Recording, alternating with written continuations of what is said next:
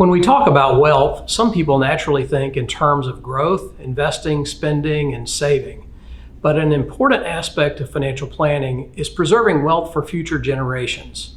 This isn't just about writing a will, it's about being thoughtful and strategic so that more of your wealth is used to benefit you and your loved ones, and less is lost to taxes, legal complexity, or confusion. Let's walk through 10 common estate planning mistakes we have seen among high net worth families and how a good plan can help you avoid them. Number 1, ignoring the asset protection implications of an estate plan. Some families don't realize that their estate plan can and should offer protection from lawsuits, creditors, or divorce. Structuring assets wisely, how they're titled and through what legal entities, can serve dual purposes, making sure they're passed on according to your wishes and protecting them during your lifetime. Structuring assets wisely, how they're titled and through what legal entities they're in, can serve dual purposes, making sure they're passed on according to your wishes and protecting them during your lifetime. Number 2, not understanding probate versus operation of law.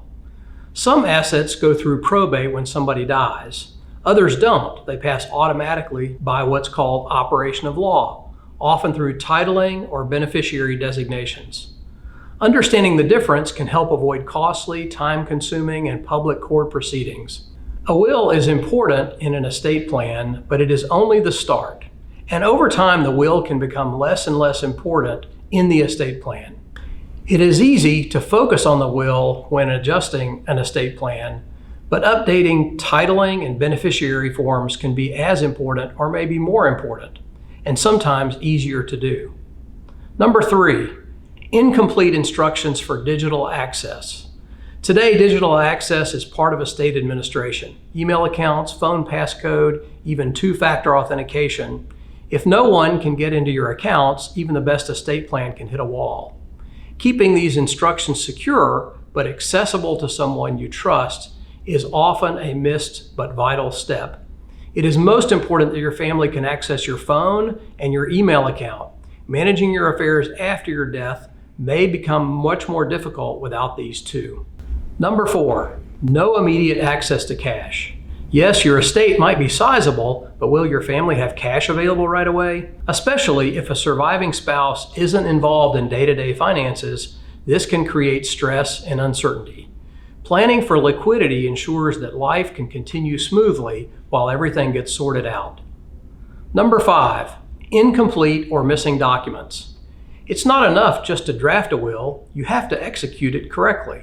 But don't stop there. Medical directives, powers of attorney, and trusts all play an important role. Without the right paperwork, even the best intentions can't be carried out. If the document is not properly executed according to your state's laws, you have no document. Number 6, not updating after major life events. If your life changes, your estate plan should too. A birth, death, marriage, divorce, retirement, inheritance, liquidity event, or other major life change should all trigger complete review of your estate plan. Laws change too. So something that made sense 10 years ago might need adjusting now. Even a move from one brokerage firm to another may trigger a review as beneficiary forms are interpreted differently from one firm to another. An outdated estate plan can be worse than none at all, resulting in tragic consequences of money going to people you did not intend. Number 7, a joint inheritance for the children. Leaving assets to children together sounds like a way to keep things fair, but it often creates conflict, sometimes lasting into the next generation. Where possible, consider individual inheritances. There are exceptions, of course, like with family businesses, but even then, planning can help avoid unnecessary tension into the next generation. Your children may not want to inherit the lake house together, to live in peace and harmony as a family. People inheriting things together can result in discontentment among siblings for years to come. Numbers 8 and 9 go together. Communication with the children, too much or too little. This one's sort of nuanced. Oversharing, for example, telling children they'll inherit significant wealth, can lead to changes in motivation, spending habits, or even strain in their marriages. Especially if one child is struggling financially, it can create friction. But not sharing enough can be just as problematic. Surprises, especially around complex or unexpected inheritances, can lead to confusion, resentment, or poor decision making. There's no one-size-fits-all answer here. The key is having a thoughtful communication plan, one that balances transparency with discretion and focuses on long-term financial education. Sometimes a little preparation today can avoid a lot of heartache later on. Number 10, gifting too early. It's generous to want to give assets during your lifetime, but sometimes it creates unintended tax consequences because of something called the step-up in basis. Giving certain assets during life may actually create a larger tax bill for your heirs than if they had inherited the assets later on. That said, if you have a potential estate tax problem, this may be different for you. But this should always be a calculated decision, not an impulsive one.